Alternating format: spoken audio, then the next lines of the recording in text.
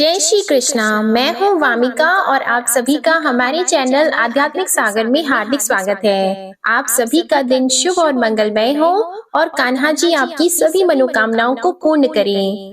आज आप सुनेंगे माघ मास महात्म्य का अध्याय 27। ऋषियों ने पूछा, हे सूत नंदन, कात्यायनी देवी ने महिषासुर का अंत किस प्रकार किया था, यह बताइए। तब सूत जी बोले, पूर्व काल में हिरण्याक्ष का पुत्र महेश नामक दैत्य हुआ था, जिसने भैंसे का रूप धारण करके ही समस्त त्रिलोकी का शासन किया था। पहले वह बड़ा ही सुंदर और तेज तथा वीर्य से संपन्न था। उस समय लोग उसे चित्रसम कहते थे। चित्रसम को बाल्यावस्था से ही भैंसे की सवारी का शौक हो गया था। वह घोड़े आदि सवारियों को छोड़कर भैंसे पर ही चढ़कर चलता था। एक दिन की बात है, दानव चित्रसम भैंसे पर आरूढ़ होकर चला और गंगा जी के तट पर जाकर जल पक्षियों का शिकार करने लगा। वहाँ मुनि श्रेष्ठ दुर्वासा उत्तम पद्मासन लगाकर गंगा के किनारे समाधि लगाए बैठे थे। दैत्य का चित्त जल पक्षियों की ओर लगा था। उसने मुनि को नहीं देखा और भैंसे को आगे बढ़ा दिया। मुनि उसके खुरों के वेग से कुचल गए। उनका सारा शरीर लहूलुहान हो गया।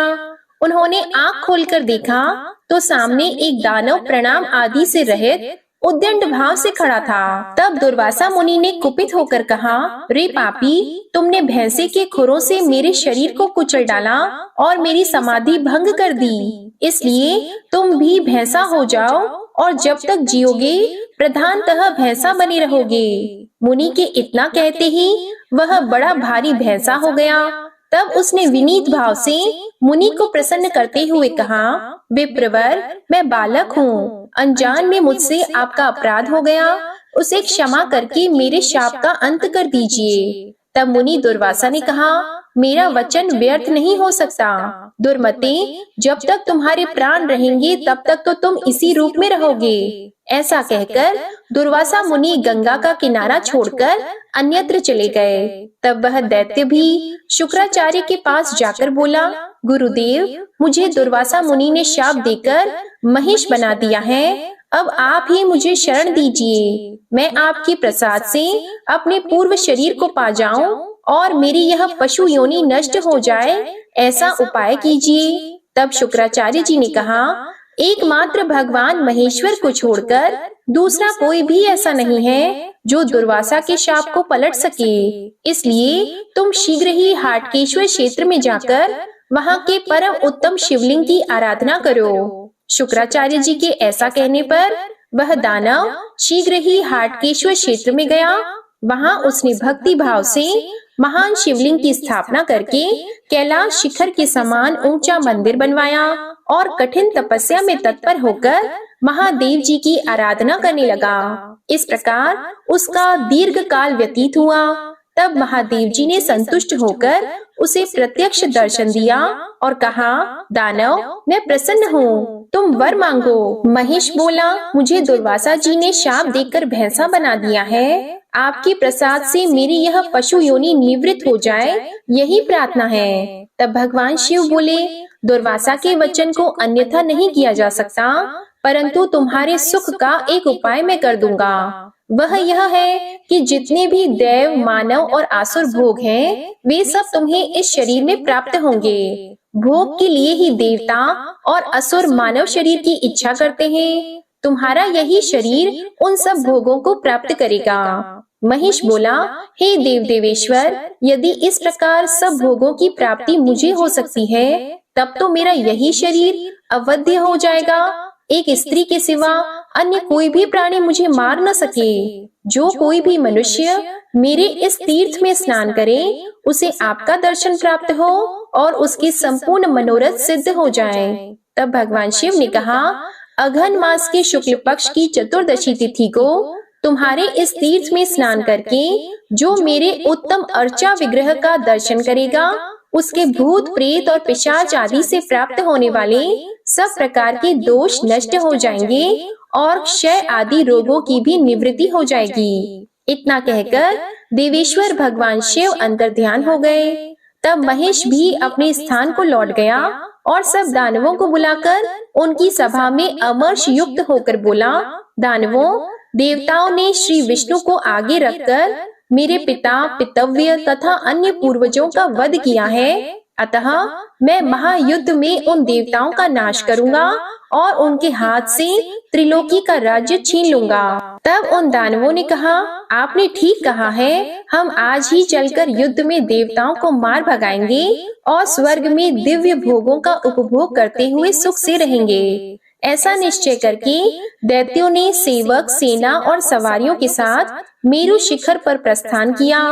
इंद्र आदि देवताओं ने देखा दैत्यों की सेना शस्त्र अस्त्रों से सुसज्जित होकर सहसा युद्ध के लिए आ पहुंची है। तब वे भी उसका सामना करने के लिए नगर द्वार के बाहर निकल आए। दोनों दलों में गर्जन तर्जन के साथ 3 वर्षों तक घोर युद्ध हुआ। अंत में अपनी पराजय होती देखकर देवताओं ने आपस में यह विचार किया कि इस समय हम अमरावतीपुरी छोड़कर ब्रह्मलोक में चलें, जहां दैत्यों का कोई भय नहीं है। ऐसा निश्चय करके देवता लोग इंद्रपुरी खाली करके रात में ही अन्यत्र चले गए। प्रातः काल उस पुरी को जन शून्य देखकर दैत्यों ने हर्ष पूर्वक उसके भीतर प्रवेश किया। इसके बाद उन्होंने इंद्र के स्थान पर महिषासुर को बिठाया और उसे प्रणाम करके अपनी विजय का बड़ा भारी उत्सव मनाया। महिषासुर तीनों लोगों का राज्य करने लगा। वह त्रिलोकी में जो कोई भी अति उत्तम सारभूत वस्तु, हाथी, घोड़े, रथ, अस्त्र शस्त्र आदि देखता, स्वयं ले लेता। उस दैत्य का वध करने के लिए सब देवता आपस में मिलकर विचार करने लगे। इसी समय मुनि श्रेष्ठ नारद जी भी वहां आ पहुँचे। उन्होंने महिषासुर के द्वारा जो त्रिलोकी का उत्पीड़न हो रहा था उसका तथा उस दैत्य के उग्र अनाचार पूर्ण कठोर बर्ताव का देवताओं से विस्तार पूर्वक वर्णन किया। यह सब सुनकर देवताओं का कोप बहुत बढ़ गया। उसी अवसर पर कार्तिकेय जी भी वहां आए और उन्होंने पूछा, मुनि, देवताओं के कोप का क्या कारण है? इसके उत्तर में नारद जी ने महिषासुर के अत्याचार का भयंकर चित्र उपस्थित किया। इससे कार्तिकेय जी को बड़ा क्रोध हुआ। उस क्रोध की अवस्था में प्रत्येक देवता के मुख से तेज प्रकट हुआ और सब मिलकर वह एक कुमारी कन्या के रूप में परिणत हो गया। वह दिव्य तेजोमयी सर्व लक्षण संपन्ना कन्या देवताओं के क्रोध में कार्तिकेय का कोप मिलने से प्रकट हुई थी, इसलिए उसका नाम कात्यायनी हुआ। इसके बाद देवराज इंद्र ने उस कन्या को वज्र प्रदान किया। स्कंद ने अर्थात कार्तिकेय जी ने अपनी तीखी एवं भयंकर शक्ति दी। भगवान विष्णु ने धनुष, महादेव जी ने त्रिशूल, सूर्य ने तीखे बाण, चंद्रमा ने उत्तम ढाल, निऋति ने खड्ग, अग्नि ने उल्मुख, वायु ने तीखी छुरी, कुबेर ने परिघ तथा प्रेतराज यम ने असुरों के वध के लिए अपना भयंकर दंड प्रदान किया।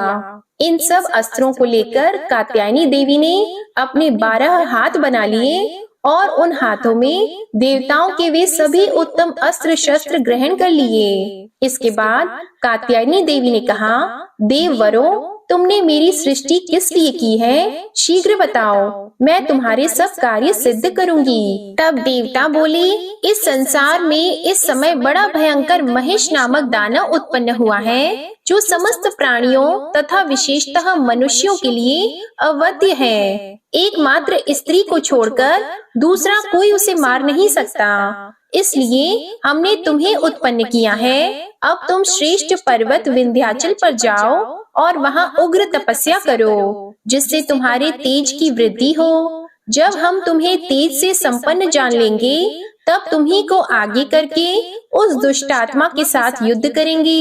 इसके बाद तुम्हारे बाण से दग्ध होकर वह मृत्यु को प्राप्त होगा। देवताओं की यह बात सुनकर परमेश्वरी कात्यायनी ने कहा, देवताओं, आप लोग शीघ्र मुझे कोई वाहन प्रदान करें। तब भगवती पार्वती ने कात्यायनी की सवारी के लिए सिंह दिया।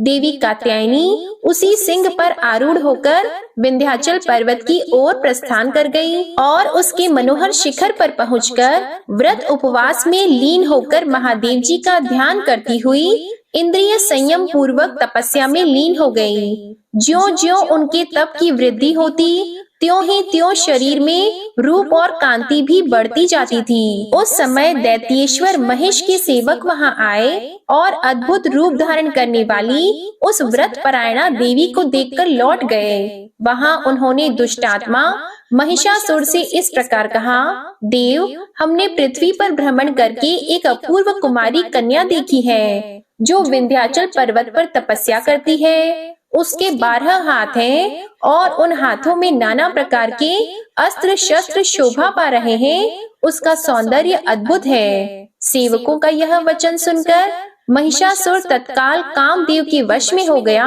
और बड़ी भारी सेना साथ लेकर वह उस स्थान पर गया जहां वह कन्या बैठी थी। उसे देखते ही वह दानव काम बाण से आहत हो गया और अपनी सेना को दूर रखकर अकेला ही देवी के सामने उपस्थित हुआ।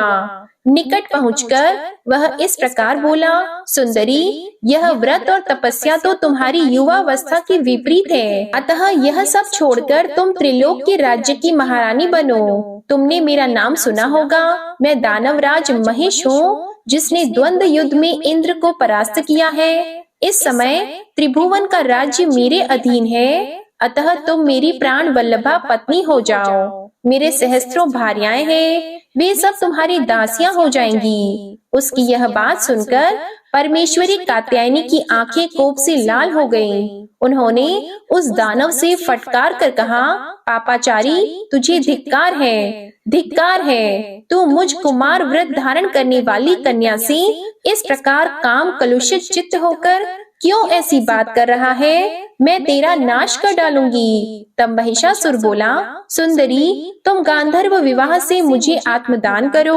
उसकी यह बात सुनकर देवी ने उसके मुंह में एक बाण मारा। वह बाण बांबी में घुसने वाले सांप की तरह उसके मुंह में समा गया। महिषासुर चीख उठा, उसके मुंह से खून की धारा बहने लगी। वह देवी के पास लौट गया और अपने सैनिकों से बोला, इस दुष्टा स्त्री को जीती जागती पकड़ लाओ, इसे मेरी पत्नी बनना ही होगा। महिषासुर की आज्ञा पाकर सब दानव बाणों की बौछार करते हुए देवी की ओर दौड़ पड़े। उन्हें निकट आया देखकर देवी ने खिलवाड़ में ही महाबाणों का प्रहार करके उन सबके मर्म स्थानों को छेद डाला। कितने ही मृत्यु को प्राप्त हो गए और बहुत से दैत्य घायल होकर सब दिशाओं में भाग गए। अपनी सेना को तितर बितर हुई देखकर महिषासुर क्रोध में भरा हुआ स्वयं ही देवी की ओर दौड़ा और उसने भयानक गर्जना की। उसे देखकर कात्यायनी ने बड़े जोर से अट्टहास किया। उस शब्द से तीनों लोक गूंज उठे। देवी के अट्टहास युक्त मुख से सैकड़ों पुलिंद, शबर, म्लेच्छ, शक और यवन आदि प्रकट हुए। तब देवी ने उन्हें आज्ञा दी, तुम सब लोग इस दुष्टात्मा महिषासुर की सेना के इन बलोन्मत्त दैत्यों का शीघ्र वध करो।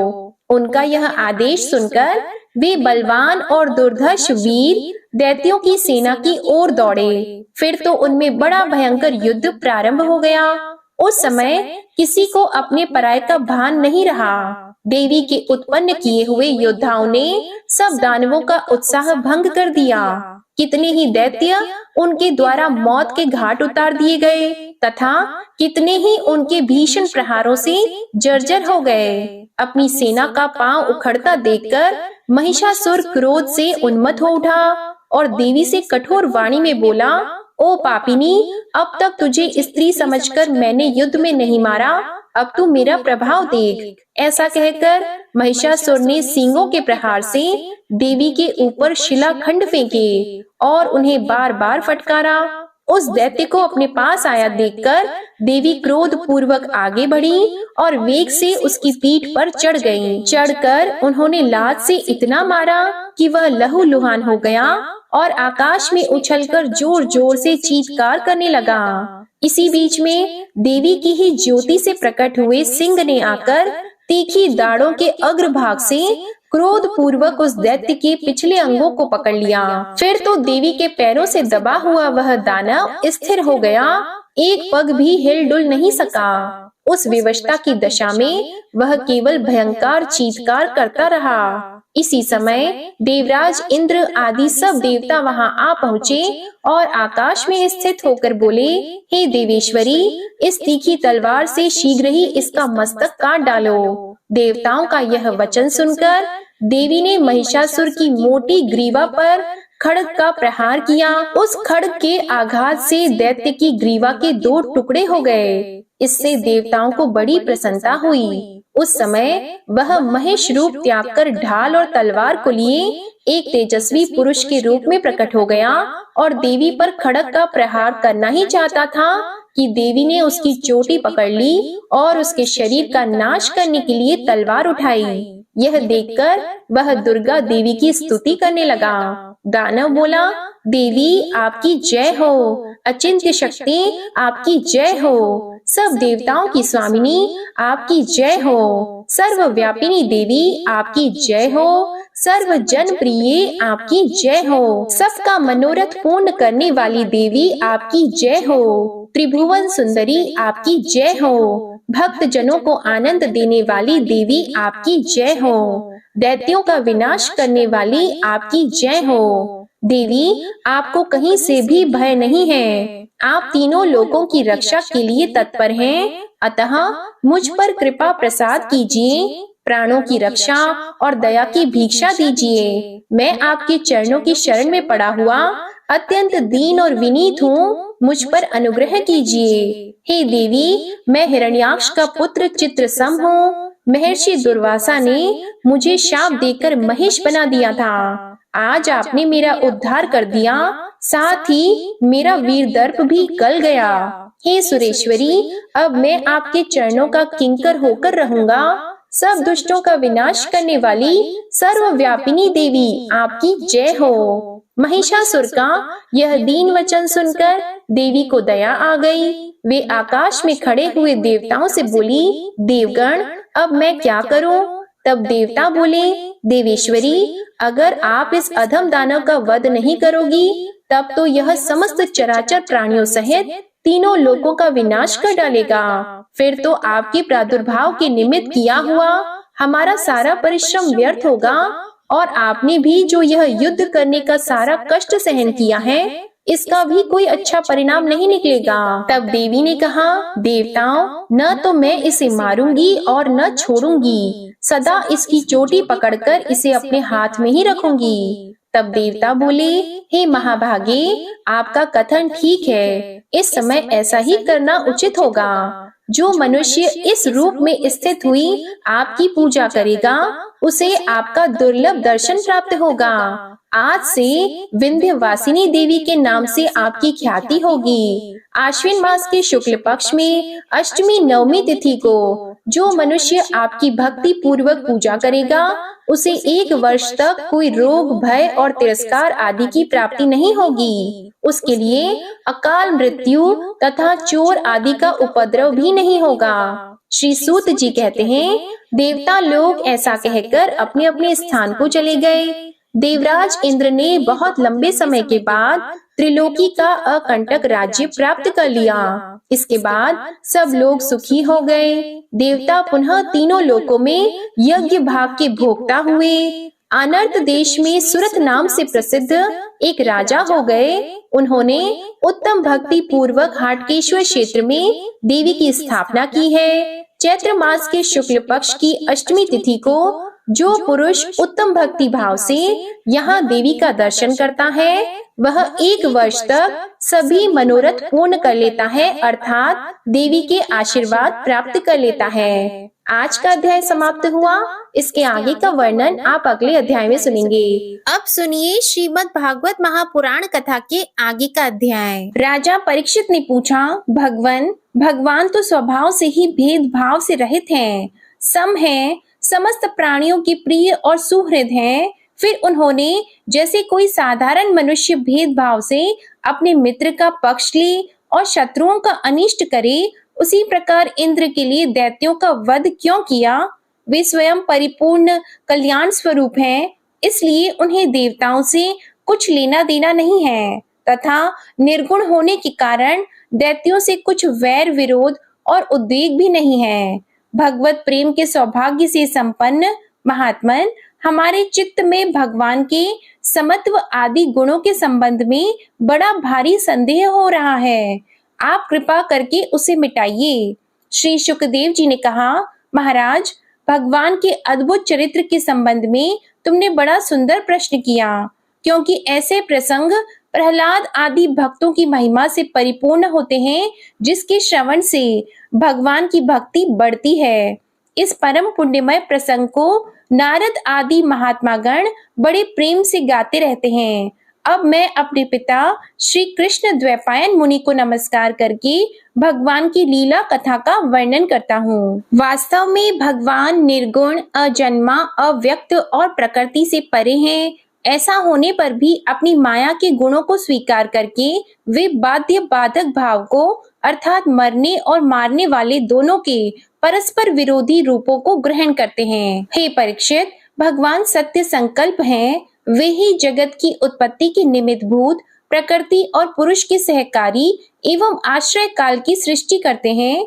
इसलिए वे काल के अधीन नहीं, काल ही उनके अधीन है। हे राजन, इसी विषय में देवर्षि नारद ने बड़े प्रेम से एक इतिहास कहा था।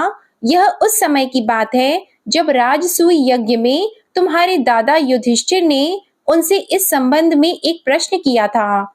उस महान राजसूय यज्ञ में राजा युधिष्ठिर ने अपनी आंखों के सामने बड़ी आश्चर्यजनक घटना देखी कि चेदीराज शिशुपाल सबके देखते ही देखते भगवान श्री कृष्ण में समा गया। वहीं देवर्षि नारद भी बैठे हुए थे। इस घटना से आश्चर्यचकित होकर राजा युधिष्ठिर ने बड़े बड़े मुनियों से भरी हुई सभा में, उस यज्ञ मंडप में ही देवर्षि नारद से यह प्रश्न किया। युधिष्ठिर ने पूछा, अहो, यह तो बड़ी विचित्र बात है।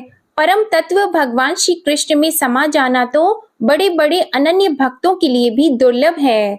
फिर भगवान से द्वेष करने वाले शिशुपाल को यह गति कैसे मिली? नारद जी, इसका रहस्य हम सभी जानना चाहते हैं। पूर्व काल में भगवान की निंदा करने के कारण ऋषियों ने राजा वेन को नरक में डाल दिया था।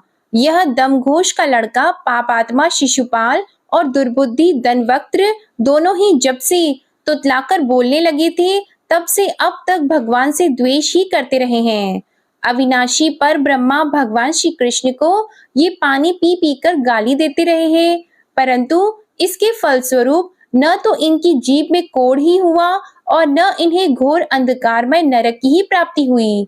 प्रत्युत जिन भगवान की प्राप्ति अत्यंत कठिन है, उन्हीं में ये दोनों सबके देखते देखते अनायास ही लीन हो गए।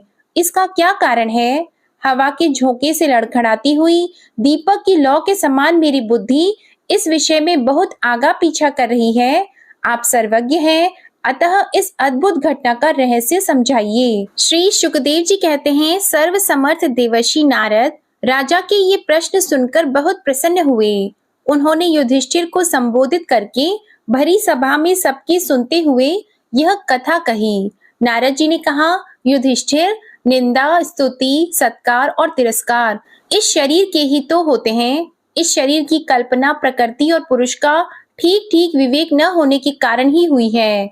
जब इस शरीर को ही अपना आत्मा मान लिया जाता है, तब यह मैं हूँ और यह मेरा है, ऐसा भाव बन जाता है। यही सारे भेदभाव का मूल है। इसी के कारण ताड़ना और दुर्वचनों से पीड़ा होती है। जिस शरीर में अभिमान हो जाता है कि यह मैं हूँ, उस शरीर के वध से प्राणियों को अपना वध जान पड़ता है। किंतु भगवान में तो जीवों के समान ऐसा अभिमान है नहीं, क्योंकि वे सर्वात्मा हैं, अद्वितीय हैं। वे जो दूसरों को दंड देते हैं, वह भी उनके कल्याण के लिए ही, क्रोधवश अथवा द्वेषवश नहीं।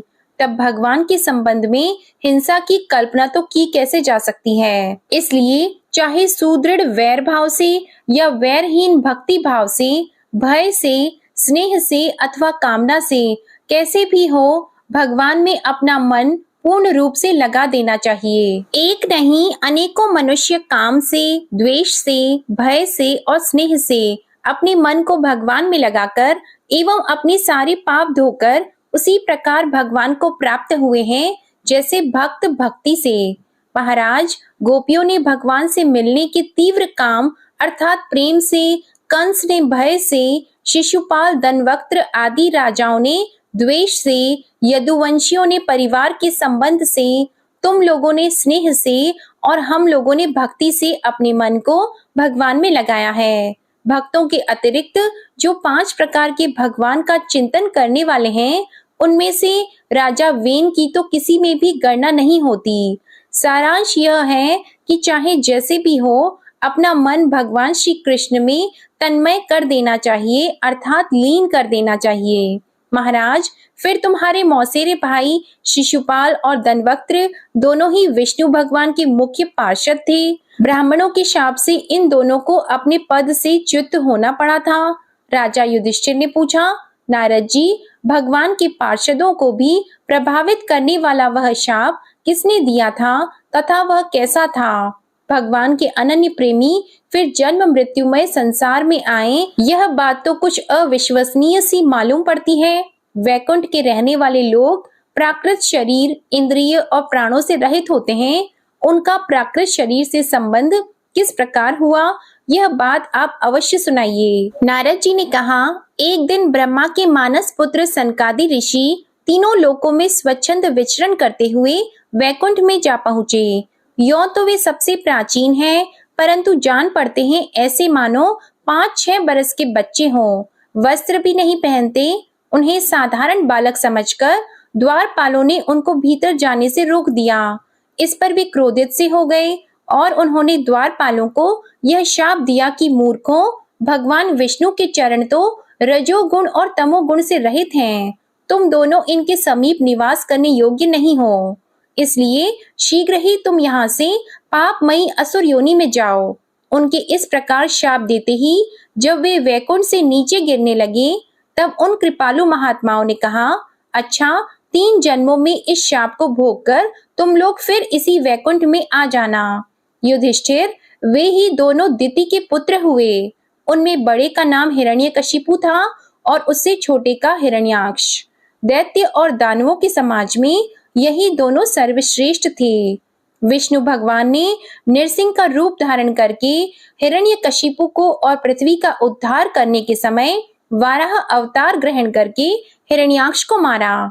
हिरण्यकशिपु ने अपने पुत्र प्रहलाद को भगवत प्रेमी होने के कारण मार डालना चाहा और इसके लिए उन्हें बहुत सी यातनाएं दी, परंतु प्रहलाद सर्वात्मा भगवान के परम प्रिय हो चुके थे, समदर्शी हो चुके थे। उनके हृदय में अटल शांति थी। भगवान के प्रभाव से वे सुरक्षित थे, इसलिए तरह तरह से चेष्टा करने पर भी हिरण्यकशिपु उनको मार डालने में समर्थ नहीं हुआ। युधिष्ठिर, वे ही दोनों विश्रवा मुनि के द्वारा केशिनी के गर्भ से राक्षसों के रूप में पैदा हुए। उनका नाम था रावण और कुंभकर्ण। उनके उत्पातों से सब लोगों में आग सी लग गई थी। उस समय भी भगवान ने उन्हें शाप से छुड़ाने के लिए श्री राम रूप से उनका वध किया। हे युधिष्ठिर, मार्कंडेय मुनि के मुख से तुम भगवान श्री राम का चरित्र सुनोगे। वे ही दोनों जय विजय इस जन्म में तुम्हारी मौसी के लड़के शिशुपाल और दंतवक्त्र के रूप में क्षत्रिय कुल में उत्पन्न हुए थे। भगवान श्री कृष्ण के चक्र का स्पर्श प्राप्त हो जाने से उनके सारे पाप नष्ट हो गए और वे सनकादि के शाप से मुक्त हो गए। वैर भाव के कारण निरंतर ही वे भगवान का, श्री कृष्ण का चिंतन किया करते थे। उसी तीव्र तन्मयता के फलस्वरूप वे भगवान को प्राप्त हो गए और पुनः उनके पार्षद होकर उन्हीं के समीप चले गए। युधिष्ठिर ने पूछा, भगवान, हिरण्यकशिपु ने अपने स्नेह भाजन पुत्र प्रहलाद से इतना द्वेष क्यों किया? वे प्रहलाद तो महात्मा थे। साथ ही यह भी बताइए कि किस साधन से प्रहलाद भगवन्मय हो गए। नारद जी ने कहा, युधिष्ठिर, जब भगवान ने वराह अवतार धारण करके हिरण्याक्ष को मार डाला, तब भाई के इस प्रकार मारे जाने पर हिरण्यकशिपु रोष से जल भुन गया और शोक से संतप्त हो उठा। वह क्रोध से कांपता हुआ अपने दांतों से बार बार होठ चबाने लगा। क्रोध से दहकती हुई आंखों की आग के धुएं से धूमिल हुए आकाश की ओर देखता हुआ वह कहने लगा। उस समय विकराल दाढ़ों, आग उगलने वाली उग्र दृष्टि और चढ़ी हुई भौं के कारण उसका मुंह देखा न जाता था। भरी सभा में त्रिशूल उठाकर उसने द्विमूर्धा त्र्यक्ष, शंबर, शतबाहु, हयग्रीव, नमूची, पाक आदि को संबोधन करके कहा, दैत्यों और दानवों, तुम सब लोग मेरी बात सुनो और उसके बाद जैसे मैं कहता हूँ वैसे करो। तुम्हें यह ज्ञात है कि मेरे क्षुद्र शत्रुओं ने मेरे परम प्यारे और हितैषी भाई को विष्णु से मरवा डाला है। यद्यपि वह देवता और दैत्य दोनों के प्रति समान है, तथापि दौड़ धूप और अनुनय विनय करके देवताओं ने उसे अपने पक्ष में कर लिया है।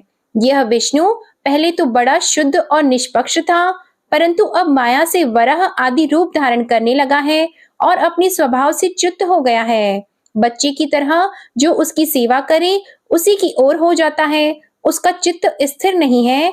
अब मैं अपने इस शूल से उसका गला काट डालूंगा और उसके खून की धारा से अपने रुधिर प्रेमी भाई का तर्पण करूंगा, तब कहीं मेरे हृदय की पीड़ा शांत होगी। उस मायावी शत्रु के नष्ट होने पर, पेड़ की जड़ कट जाने पर डालियों की तरह सब देवता अपने आप सूख जाएंगे, क्योंकि उनका जीवन तो विष्णु ही है। इसलिए तुम लोग इसी समय पृथ्वी पर जाओ। आजकल वहां ब्राह्मण और क्षत्रियों की बहुत बढ़ती हो गई है। वहां जो लोग तपस्या, यज्ञ, स्वाध्याय, व्रत और दान आदि शुभ कर्म कर रहे हो, उन सबको मार डालो। विष्णु की जड़ है द्विजातियों का धर्म कर्म, क्योंकि यज्ञ और धर्म ही उसके स्वरूप हैं। देवता, ऋषि, पितर, समस्त प्राणी और धर्म का वही परम आश्रय है। जहां जहां ब्राह्मण, गाय, वेद, वर्णाश्रम और धर्म कर्म हो, उन उन देशों में तुम लोग जाओ, उन्हें जला दो, उजाड़ डालो। दैत्य तो स्वभाव से ही लोगों को सताकर सुखी होते हैं। दैत्यराज हिरण्यकशिपु की आज्ञा उन्होंने बड़े आदर से सिर झुकाकर स्वीकार की और उसी के अनुसार जनता का नाश करने लगे। उन्होंने नगर, गांव, गौ के स्थान, खेत, टहलने के स्थान, ऋषियों के आश्रम आदि केंद्र, बड़े बड़े नगर जला डाले। कुछ दैत्यों ने खोदने के शस्त्रों से बड़े बड़े पुल, परकोटे और नगर के फाटकों को तोड़ फोड़ डाला और दूसरों ने कुल्हाड़ियों से फले फूले हरे भरे पेड़ काट डाले। कुछ दैत्यों ने जलती हुई लकड़ियों से लोगों के घर जला दिए। इस प्रकार दैत्यों ने निरीह प्रजा का बड़ा उत्पीड़न किया। उस समय देवता लोग स्वर्ग छोड़कर छिपे रूप से पृथ्वी में विचरण करते थे। युधिष्ठिर भाई की मृत्यु से हिरण्यकशिपु को बड़ा दुख हुआ था। जब उसने उसकी अंत्येष्टि क्रिया से छुट्टी पाली, तब शकुनी, शंबर, धृष्ट, भूत संतापन, वृक, कालनाभ, महानाभ, हरिश्मश्रु और उत्कच अपने इन भतीजों को सांत्वना दी। उनकी माता रुषा भानु को और अपनी माता दिति को देश काल के अनुसार मधुर वाणी से समझाते हुए कहा। हिरण्यकशिपु ने कहा, मेरी प्यारी माँ, बहू और पुत्रों, तुम्हें वीर हिरण्याक्ष के लिए किसी प्रकार का शोक नहीं करना चाहिए। वीर पुरुष तो ऐसा चाहते ही हैं कि लड़ाई के मैदान में अपने शत्रु के सामने उसके दांत खट्टे करके प्राण त्याग करें। वीरों के लिए ऐसी ही मृत्यु श्लाघनीय होती है। हे देवी, जैसे प्याऊ पर बहुत से लोग इकट्ठे हो जाते हैं, परंतु उनका मिलना जुलना थोड़ी देर के लिए ही होता है, वैसे ही अपने कर्मों के फेर से दैववश जीव भी मिलते और बिछुड़ते हैं। वास्तव में आत्मा नित्य, अविनाशी, शुद्ध, सर्वगत, सर्वज्ञ और देह इंद्रिय आदि से अलग है। वह अपनी अविद्या से ही देह आदि सृष्टि करके भोगों के साधन सूक्ष्म शरीर को स्वीकार करता है। जैसे हिलते हुए पानी के साथ उसमें प्रतिबिंबित होने वाले वृक्ष भी हिलते ही जान पड़ते हैं और घुमाई जाती हुई आंख के साथ सारी पृथ्वी ही घूमती सी दिखाई देती है। कल्याणी, वैसे ही विषयों के कारण मन भटकने लगता है और वास्तव में निर्विकार होने पर भी उसी के समान आत्मा भी भटकता हुआ सा जान पड़ता है। उसका स्थूल और सूक्ष्म शरीरों से कोई भी संबंध नहीं है, फिर भी वह संबंधी सा जान पड़ता है। सब प्रकार से शरीर रहित आत्मा को शरीर समझ लेना, यही तो अज्ञान है। इसी से प्रिय अथवा अप्रिय वस्तुओं का मिलना और बिछुड़ना होता है। इसी से कर्मों के साथ संबंध हो जाने के कारण संसार में भटकना पड़ता है। जन्म, मृत्यु, अनेकों प्रकार के शोक, अविवेक, चिंता और विवेक की विस्मृति, सबका कारण यह अज्ञान ही है। इस विषय में महात्मा लोग एक प्राचीन इतिहास कहा करते हैं। वह इतिहास मरे हुए मनुष्य के संबंधियों के साथ यमराज की बातचीत है। तुम लोग ध्यान से उसे सुनो। उशीनर देश में एक बड़ा यशस्वी राजा था। उसका नाम था सुयज्ञ। लड़ाई में शत्रुओं ने उसे मार डाला। उस समय उसके भाई बंधु उसे घेर कर बैठ गए। उसका जड़ाऊ कवच छिन्न भिन्न हो गया था। गहने और मालाएं तहस नहस हो गई थी। बाणों की मार से कलेजा फट गया था। शरीर खून से लथपथ था। बाल बिखर गए थे। आंखें धंस गई थी। क्रोध के मारे दांतों से उसके होठ दबे हुए थे। कमल के समान मुख धूल से ढक गया था। युद्ध में उसके शस्त्र और बाहें कट गई थी। रानियों को दैववश अपने पतिदेव उशीनर नरेश की यह दशा देखकर बड़ा दुख हुआ। वे हा नाथ, हम अभागिने तो बेमौत मारी गई, यों कहकर बार बार जोर से छाती पीटती हुई अपने स्वामी के चरणों के पास गिर पड़ी। उनके केश और गहने इधर उधर बिखर गए। वे करुण क्रंदन के साथ विलाप कर रही थी, जिसे सुनकर मनुष्यों के हृदय में शोक का संचार हो जाता था। हाय, विधाता बड़ा क्रूर है। स्वामिन, उसी ने आज आपको हमारी आंखों से ओझल कर दिया। पहले तो आप समस्त देशवासियों के जीवन दाता थे। आज उसी ने आपको ऐसा बना दिया कि आप हमारा शोक बढ़ा रहे हैं। पतिदेव, आप हमसे बड़ा प्रेम करते थे। हमारी थोड़ी सी सेवा को भी बड़ी करके मानते थे। हाय, अब आपके बिना हम कैसे रह सकेंगी। हम आपके चरणों की चेरी हैं। वीरवर, आप जहां जा रहे हैं वहीं चलने की हमें भी आज्ञा दीजिए। वे अपने पति की लाश पकड़कर इसी प्रकार विलाप करती रही। उस मुर्दे को वहां से दाह के लिए जाने देने की उनकी इच्छा नहीं होती थी। इतने में ही सूर्यास्त हो गया। उस समय उशी नर राजा के संबंधियों ने जो विलाप किया था उसे सुनकर वहां स्वयं यमराज बालक के वेश में आए और उन्होंने उन लोगों से कहा। यमराज बोले, बड़े आश्चर्य की बात है, ये लोग तो मुझसे सयाने हैं, बराबर लोगों का मरना जीना देखते हैं, फिर भी इतने मूढ़ हो रहे हैं। अरे, यह मनुष्य जहां से आया था वहीं चला गया। इन लोगों को भी एक न एक दिन वहीं जाना है। फिर झूठ मूठ ये लोग इतना शोक क्यों करते हैं। हम तो तुमसे लाख गुने अच्छे हैं, परम धन्य हैं, क्योंकि हमारे माता पिता ने हमें छोड़ दिया है। हमारे शरीर में पर्याप्त बल भी नहीं है, फिर भी हमें कोई चिंता नहीं है। भेड़िए आदि हिंसक जंतु हमारा बाल भी बांका नहीं कर पाते। जिसने गर्भ में रक्षा की थी वही इस जीवन में भी हमारी रक्षा करता रहता है। देवियों, जो अविनाशी ईश्वर अपनी मौज से इस जगत को बनाता रखता है और बिगाड़ देता है, उस प्रभु का यह एक खिलौना मात्र है। वह इस चराचर जगत को दंड या पुरस्कार देने में समर्थ है। भाग्य अनुकूल हो तो रास्ते में गिरी हुई वस्तु भी ज्यों की त्यों पड़ी रहती है, परंतु भाग्य के प्रतिकूल होने पर घर के भीतर तिजोरी में रखी हुई वस्तु भी खो जाती है। जीव बिना किसी सहारे के देव की दया दृष्टि से जंगल में भी बहुत दिनों तक जीवित रहता है, परंतु देव के विपरीत होने पर घर में सुरक्षित रहने पर भी मर जाता है। रानियों, सभी प्राणियों की मृत्यु अपने पूर्व जन्मों की कर्म वासना के अनुसार समय पर होती है और उसी के अनुसार उसका जन्म भी होता है, परंतु आत्मा शरीर से अत्यंत भिन्न है, इसलिए वह उसमें रहने पर भी उसके जन्म मृत्यु आदि धर्मों से अछूता ही रहता है। जैसे मनुष्य अपने मकान को अपने से अलग और मिट्टी का समझता है, वैसे ही यह शरीर भी अलग और मिट्टी का है। मोहवश वह इसे अपना समझ बैठता है। मूर्खों, जिसके लिए तुम सब शोक कर रहे हो, वह सुयज्ञ नाम का शरीर तो तुम्हारे सामने पड़ा है। तुम लोग इसी को देखते थे।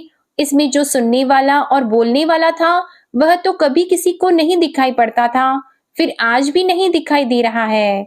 तो शोक क्यों?